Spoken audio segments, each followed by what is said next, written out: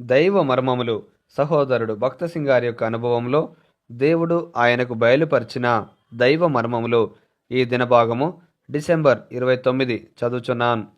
పరిశుద్ధమైన ఆత్మను బట్టి దేవుని కుమారుడుగాను ప్రభావంతో నిరూపించబడెను. రోమా 1వ అధ్యాయము 4వ వచనము. యెషయా 42 మొదటి వచనంలో దేవుని ఆత్మ ప్రభువు మీద ఉండెను, అందువలన ఆయన సమస్తమును మౌనముగా భరించెను.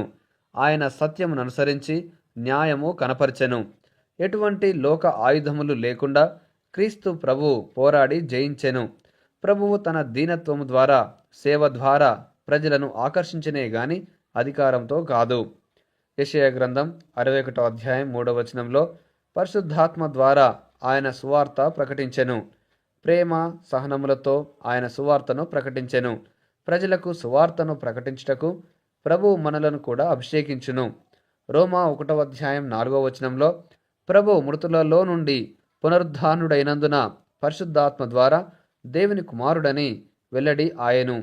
ఏ శక్తి ద్వారా ఆయన మరణమును జయించి సమస్త ఆధిపత్యము కంటెను, అధికారం కంటెను, శక్తి కంటెను హెచ్చింపబడెనో అదే శక్తి మనకును ఇవ్వబడి ఉన్నది. పరిశుద్ధాత్మ ద్వారా ప్రభువు మృతులలో నుండి లేచెను. ప్రభువును మృతులలో నుండి లేపిన శక్తియే మనకు ఇవ్వబడినది. ముగింపు మాటలు. నేటి దినవాక్యం ద్వారా ప్రభు మనలను ఆత్మీయంగా నడిపించి సహాయపడి సమృద్ధిగా ఆశీర్వదించునుగాక.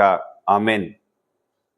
దైవజనుడు భక్సింగ్ గారి యొక్క వర్తమానములు, అందులో దైవ మర్మములు, అలసిన వాణిని ఊరడించు మాటలు పుస్తకములు మీ కొరకై ఈ ఛానల్లో అందుబాటులో ఉంచాము.